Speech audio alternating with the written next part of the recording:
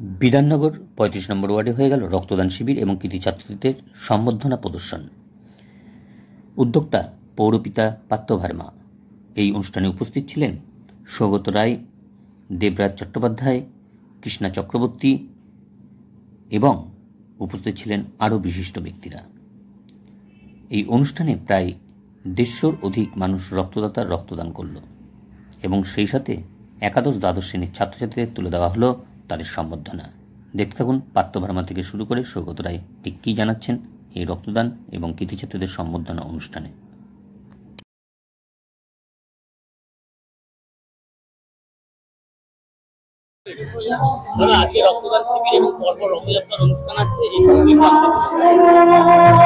এটা প্রতি বছরে আমরা ১১৬ বিধাননগর বিধানসভার দক্ষিণ দমদম পৌরসভার ৩৫ নম্বর ওয়ার্ডের তৃণমূল কংগ্রেসের সমস্ত যে সংগঠন আছে, তৃণমূল, ছাত্র, যুব, মহিলা, মাদার, আমরা মিলিতভাবে প্রতি বছরে এই রক্তদান শিবির করি। এবার আপনারা জানেন যে লোকসভা নির্বাচন প্রায় ২.৫-৩ মাস ধরে গেছিল, ফলে একটু আমাদের ডিলে হয়ে গেছে।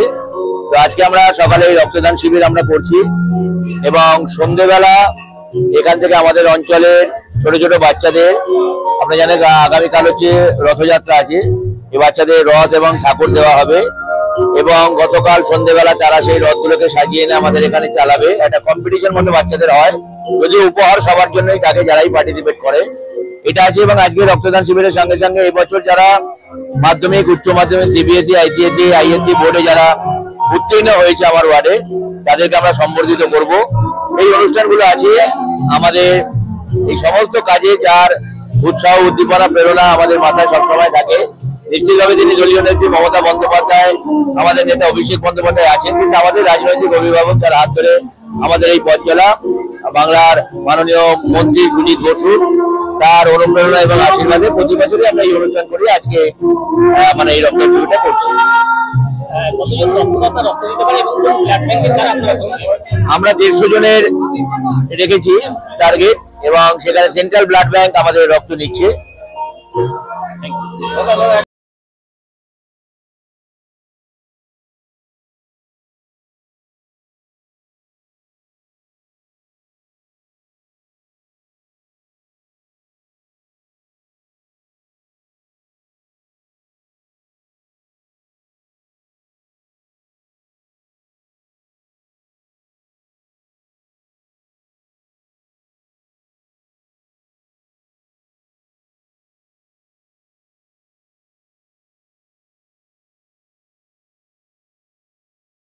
নির্বাচনের জন্য একটু দেরি হয়েছে, কিন্তু সেই বিরাট করে রক্তদান উৎসব হচ্ছে।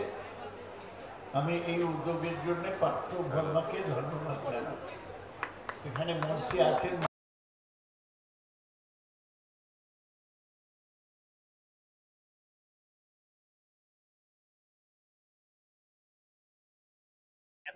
তারা প্রতি বছরইও করে। ইয়ং ছেলেরা যখন যে কাজটা করে তারা মন দিয়ে করে। একজনও শিক্ষক এবং সমাজের সর্বস্তরের মানুষের জন্য ভাবে কাজ করে। আমরা যে দলটা করি বা আমাদের যিনি দলনেত্রী, তিনি মানুষের সঙ্গে থাকতে হবে, মানুষের কাজ করতে হবে, আমরা সেটাই চেষ্টা করি। পার্থ সেটা চেষ্টা করছে। তা নয়, আমাদের কৃতি ছাত্রছাত্রী যারা ভালো রেজাল্ট করেছে তারা তো আমাদেরই পরিবারের ছেলে মেয়ে। তারা যদি হাসে, তারা ভালো থাকে, আর তারা যাতে আরো ভালো থাকে তার জন্য এই প্রয়াস। নমস্কার, ভালো থাকবে।